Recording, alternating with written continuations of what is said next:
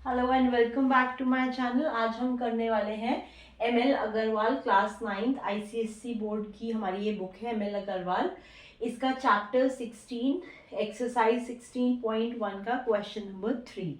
तो हम एमएल अग्रवाल हमने बुक स्टार्ट करी है जो कि आईसीएससी बोर्ड के लिए अप्लाई होती है। क्लास 9th का चैप्टर 16 एक्सरसाइज 16.1 का क्वेश्चन नंबर 3। तो हमें क्या दे रखा है, एरिया ऑफ अ ट्राइंगल हमें निकालना है। एक ट्राइंगल दे रखा है, उसकी तीनों साइड्स हमें गिवन है। ओके, तो उसका हमें एरिया निकालना है। एरिया क्या होता है, ये पूरा का पूरा सरफेस। तो इस ट्राइंगल का हमें एरिया निकालना है जिसमें कि हमें तीनों साइड्स दे रखी हैं, तीनों साइड्स की मेजरमेंट्स दे रखी हैं, जिसे हम ए बी और सी कंसिडर कर लेते हैं। ऑलराइट, अब हमें क्या निकालना है यहाँ पर, एक तो इसका एरिया निकालना है। दो क्वेश्चन है इसमें, पहला क्वेश्चन है इसका एरिया निकालना है। तो पहले हम एरिया निकाल लेते हैं, फिर दूसरे क्वेश्चन की बात करते हैं। तो एरिया, जब आपको तीनों साइड्स गिवन होती हैं तो एरिया निकालने के लिए आपको एस वाला फॉर्मूला लगाना होता है। तो यहाँ पर हमें ए बी सी तीनों साइड्स गिवन है। ऑलराइट, तो हम यहाँ पे एरिया वाला फॉर्मूला लगाएंगे। Area of this triangle is equal to under root में s minus a, s minus b और एस माइनस सी। तो हमें ये फॉर्मूला हमने क्यों लगाया है एरिया निकालने के लिए, क्योंकि यहाँ पर ट्राइंगल की तीनों साइड्स की मेजरमेंट्स हमें गिवन है। ऑलराइट, तो सबसे पहले हमने ये फॉर्मूला लगा लिया। अब हमें पता करना है कि एस क्या होता है। एस जो होता है हमारा, वो एस इज इक्वल टू हम इवेल्युएट करते हैं A plus B plus C divide by 2 करके। तो हमारा यहाँ पर ए है 34, बी है 42, सी है 20।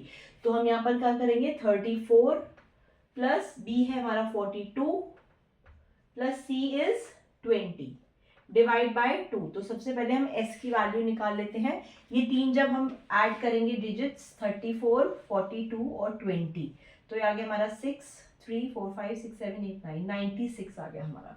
तो ये हो गया इक्वल टू 96 डिवाइड बाय 2। 96 को अगर हम 2 से डिवाइड करते हैं तो ये आएगा 2 4 जा 8 और 2 8 जा 16। तो 96 divide by 2 is equal to 48। That means s की जो वैल्यू है वो हमारी 48 आ गई है। ओके, नाउ हम फॉर्मूले में हम सारी वैल्यूज रख लेते हैं। s की वैल्यू हमें पता है, a b c हमें पता है, तो सारी चीजें हम रख लेते हैं फॉर्मूले में। क्या होगा, s क्या है हमारा, यहाँ पर s हमारा निकल के आया 48 मल्टीप्लाई बाय s माइनस ए, मतलब 48 माइनस ए क्या है हमारा 34, और उसके बाद ब्रैकेट में ही सब मल्टीप्लिकेशन में है, बीच में इसमें कुछ नहीं है तो मल्टीप्लिकेशन है। अगेन s माइनस बी मतलब 48 माइनस बी की वैल्यू हमारी 42, फिर अगेन मल्टीप्लिकेशन में s माइनस सी। तो s है हमारा अगेन 48 माइनस सी की वैल्यू हमारी 20। ओके, तो हम ये वैल्यूएट कर लेते हैं। यहाँ पर ये क्या आ जाता है हमारा 48 मल्टीप्लाई बाय, ये कितना आ गया हमारा, अगर मैं 48 में से 34 माइनस करती हूँ तो आ जाएगा 41, कितना आ गया 14 multiply by 48 minus 42 is 6 multiply by 48 minus 20 is 28। Okay, अब हमें क्या करना है, क्योंकि हमें एरिया निकालना है और एरिया अंडर रूट में नहीं आ सकता, तो अंडर रूट से हमें सारी वैल्यूज बाहर निकालनी है। तो अंडर रूट से बाहर निकालने का वैल्यू का रूल ये होता है कि 2 का पेयर बनाना होता है और पेयर बनके उसकी एक डिजिट बाहर आती है। जैसे कि इसको हम कर लेते हैं, यहाँ पर 48 को हम लिख सकते हैं 6 मल्टीप्लाई बाय 8, 6 8 आर 48। 14 को हम लिख सकते हैं 7 मल्टीप्लाई बाय 2, 6 को हम लिख सकते हैं 3 मल्टीप्लाई बाय 2, और 28 को लिख सकते हैं हम 7 मल्टीप्लाई बाय 4। ओके, तो अब हमें यहाँ पर पेयर्स बाहर निकालने हैं। ओके, पेयर्स बाहर निकालते हैं हम। सबसे पहले यहाँ पर, सबसे पहले देखिए हमारा 7 का पेयर बन गया, तो 7 और 7 हमारा एक पेयर बन गया, तो बाहर आएगा एक सिंगल 7, तो कितना आ गया 7। ओके, मल्टीप्लाई बाय ये वाला 6 और ये 3 2 आर 6, इसका हमारा एक पेयर बन गया, तो 6 और ये भी 6 है, तो इसका बाहर आ गया एक 6। मल्टीप्लाई बाय ये हमारा 8 है और 4 2 आर भी 8 है हमारा, तो 8 और 8 का 2 8 थे अंदर, तो एक 8 बाहर आ जाएगा। ओके, तो हमें इसमें पेयर बना बना के बाहर निकालनी है डिजिट्स। तो ये अभी अंडर रूट से बाहर आ गई है, तो अभी हमारा एरिया कैलकुलेट होके आ जाएगा। तो इन तीनों को मल्टीप्लाई करते हैं हम, 6 8 आर 48 और 48 multiply by 7 is 7 8 are 56, 7 4 are 28, 29 30 31 32 33। कितना आ गया हमारा ये?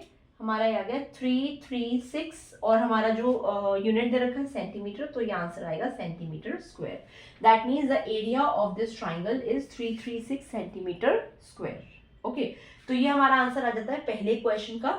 दूसरा क्वेश्चन क्या बोल रहा है हमारा? Hence find the length of altitude corresponding to the shortest side. अब हमारी जो इन तीनों में जो शॉर्टेस्ट साइड है वो कौन सी है? 20। सी हमारी शॉर्टेस्ट साइड है क्योंकि 34, 42 और 20 में से जो सबसे छोटा है वो 20 है। तो इसकी कॉरेस्पॉन्डिंग एल्टीट्यूड वो हमें निकालनी है। एल्टीट्यूड का मतलब होता है यहाँ पर हाइट, तो एल्टीट्यूड है हमारी यहाँ पर हाइट। ओके, तो इसकी कॉरेस्पॉन्डिंग हाइट क्या होगी? जो इसके ऊपर बनाई जाएगी। ओके, तो जो इसके ऊपर की जो हाइट होगी वो इसकी कॉरेस्पॉन्डिंग हाइट होगी। तो हमें किसकी हाइट निकालनी है? जो सबसे शॉर्टेस्ट लेंथ है ट्राइंगल की, उसके कॉरेस्पॉन्डिंग हाइट निकालनी है। उसके कॉरेस्पॉन्डिंग का मतलब होता है जो उसके ऊपर परपेंडिकुलर बना रही है। ओके, तो ये हाइट हमें निकालनी है। ओके, सपोज बोलता है कि 42 के कॉरेस्पॉन्डिंग हाइट निकालनी है, तो हम ये वाली निकालते हैं। ओके, जो उसके ऊपर पड़ रही है। अभी ये हमें नहीं बोला है, तो हमें कौन सी हाइट निकालनी है? जो शॉर्टेस्ट डिस्टेंस के ऊपर पड़ रही है वो हाइट हमें निकालनी है।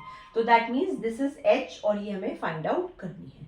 अच्छा, एरिया ऑफ फॉर्मूला निकालने का हमारे पास एक और फॉर्मूला होता है एरिया ऑफ ट्राइंगल निकालने का, वो होता है half into base into height. तो अब हम वो वाला फॉर्मूला अप्लाई करेंगे क्योंकि बेस हमें गिवन है और हाइट हमें निकालनी है। तो यहाँ पर मैं दूसरा फॉर्मूला अप्लाई कर रही हूँ।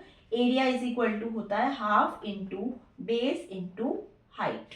ओके, एरिया ऑलरेडी हम निकाल चुके हैं, तो एरिया की जगह मैं यहाँ पर 336 लिख देती हूँ, is equal to half into किस बेस के कॉरेस्पॉन्डिंग हाइट बोली है निकालने को? शॉर्टेस्ट, और शॉर्टेस्ट वाली जो है वो क्या है? 20। तो ये बेस में हम 20 लिख देंगे, मल्टीप्लाई बाय हाइट हमें नहीं पता है, वो हमें निकालनी है। ऑलराइट, तो इसको हम निकालते हैं। 20 के नीचे कुछ नहीं है तो 1 है, h के नीचे कुछ नहीं है तो 1 है।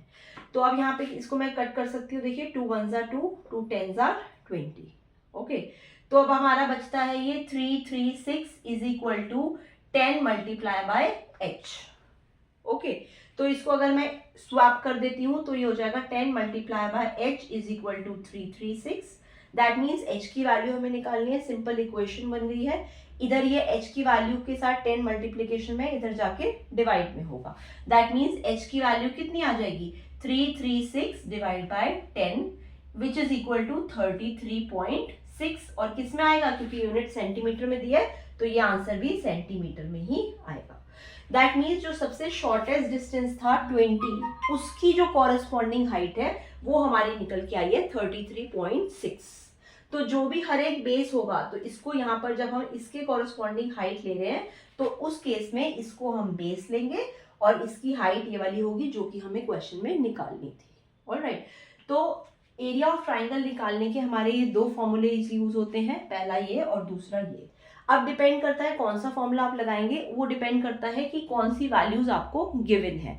अगर तीनों साइड्स गिवन है तो ये फॉर्मूला लगेगा, ऑब्वियस सी बात है।